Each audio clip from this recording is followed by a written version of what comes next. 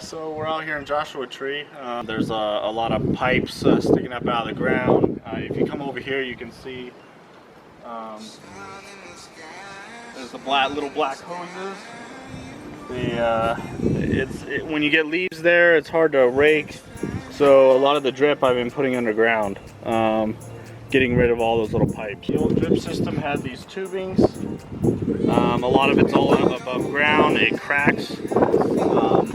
You can see this was actually broken. A lot of people use these. This is the problem. I tried pulling it out of the ground and it just cracks off. See, you can just take this, just crack, it just becomes brittle. You know, it can take 6 months, maybe less than that. If the sun is hitting it every single day, and then you're getting that cold weather, it's just gonna start breaking off like that. So imagine that breaking off while you're out for a couple hours going to see a movie or something, and you're gonna waste so much water just flooding all over the place. So I would not recommend these soak hoses. This is a different size than the one that's in the ground. So what I did was I bought this piece from Home Depot, and it's actually pretty cool. You can take this off and say I put that fitting in there, which is the same fitting as the other side right here. You put this side in there, and this will go in here, and then it closes it off. So it also makes it easy to keep it clean. So if you want to flush it out, it's much easier to flush it out. So you put that in. Make sure to take this off. That way you can just twist this on. I'm going to take this back off because I use the Teflon tape. You always want to make sure when you're using water, it's good to use this Teflon tape. It'll keep the water from leaking. And then I'm going to be putting this inside of here in this box. So if you ever want to take it apart or do any cleaning or anything like that, it'll just be right in the box, easy to get to. Properly use this. You want to take your left hand. You want to put this on here. Make sure it's nice and clean. You don't want it to have little strings hanging out all over the place. Otherwise, it's going to cause a leak. And hold on to this piece until this wraps all the way around. See how that got loose? So you want to make sure that it stays. You don't pull too tight. You pull once it's wrapped around once, then you can pull a little tighter and just wrap it. I usually wrap it maybe 2 or 3 times. It all depends on how deep the grip is, and if you're going from plastic to metal or plastic to copper threads, you want to do about 3 or 4 wraparounds, because the fitting's going to be a little looser than you want it to be. So this will keep it nice and tight. So these are the fittings that I use. Use your T, your elbow, and your straights. Obviously these tool bags make it very easy. I also have the stakes right here. You want to use the longer stakes, not the fabric stakes, because these are much thicker and longer, so they'll stick in the ground a lot better. This tubing is not straight, so if you don't put enough of these stakes in, you're gonna end up with this tubing after a while will start to arch and it'll stick up out of the ground, look really ugly. So you don't want to use that. These fittings are from an irrigation store, and so are the tubing. I usually go to Aquaflow or Ewing Irrigation to get these material. Home Depot does have their tubing, but the material is a little different. Another reason why I go with this product is because almost every city recommends this product for saving water, and so and it's going to last a lot longer too, because the tubing's a little thicker. And you don't want to get tubing at a Home Depot and then get tubing at or get fittings at irrigation, because it's going to be a little different. You're going to notice that, and then you might have these pieces start popping off of the tubing if you get them from 2 different locations trying to save some money. So yeah, I would definitely recommend going with what's recommended from the city. That way you won't have to worry about any problems or anything like that. I'm only going to be putting it maybe an inch or 2 under the ground, just so that when he's raking any leaves or anything like that, you know, it's not going to get hit.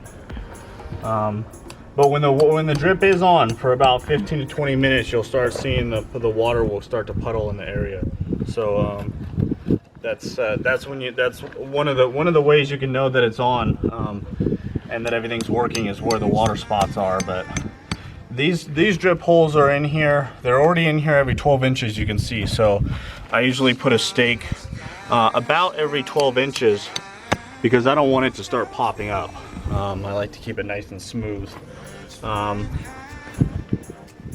And another trick that I've learned over the years is when you're putting these fittings on, you want to use a glove, because when you're taking this pipe, and I can show you a little bit later, and you're pushing it in there, if this tubing hasn't been sitting in the sun, it's going to be pretty hard to push it in there. So you're going to want a glove, otherwise you're going to have these like big indents like that in your hand. All right, so I have the straight fitting. A couple things you can do is you can push this in all the way. Like I said, you want to wear gloves so it kind of keeps it padded a little bit. Or what I'll do is I'll put a hammer. You got your hammer right here, and I'll just push this in like this. Can you see that? Just lean on it a little bit and it's in. So that's one of the little tricks that I learned doing this. Makes it a little bit easier than having to press each one in every time when you're going to do it, depending on how many plants you have. I mean, here there's not that many plants, so it's pretty easy, but when you got a lot of plants and you're using a lot of these fittings, your hands will start getting sore, so it's usually good to use a hammer. And when you're doing mature trees and things like this, if you come over here, you can't really put the tubing underground too much because the roots of the tree, it's pretty much on top. I mean, I can put a little bit of dirt over the top of that to kind of cover it up, but for the most part it's going to be on the top, and that's not really going to bother anything, cause any problems. Like I said, you can put some mulch around it, which is a lot better to use mulch because it keeps the ground moist. It doesn't dry out so fast, and it'll protect the tubing and keep weeds from growing. You want to use about 2 to 3 inches of mulch, but out here in the desert, it's just going to blow away and it's going to flood and things like that, so you're not really going to use too much mulch. Otherwise you got to cut the roots, and you don't really want to cut the roots, so I just like to keep it just like that so it doesn't hurt the trees. Well, generally all houses will usually, if they haven't been upgraded already, they'll already have a drip system. It's just that the drip system is not a drip system that's very protected, and it's very messy, so it's hard to maintain it. If we don't have the drip system yet, you'll be converting sprinklers. I capped off the other sprinklers, and I only needed one sprinkler to do the drip for the entire front yard. So, and that's what's great about converting to the drip system, is you don't really need every single head. You can just cap them off, and then you can just have the tubing coming right out of the ground where the sprinkler was. So you just want to find the sprinkler that's going to be more in the center or more out of the way, and that's the sprinkler that you're going to use to start the drip. Alright, so I plugged that up so the water's going that way now, and it's just going to come out of here. Long. Takes a while. I can hear it.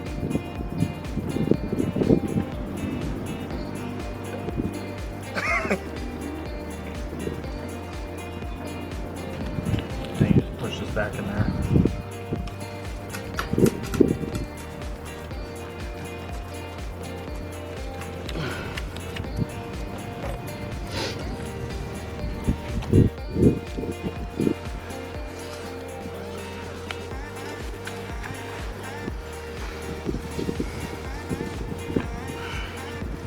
You can put these two on here, and then I just tighten it up, and then this is going to go right over the top of that, and then there you go. It's very easy to get to, easy to see.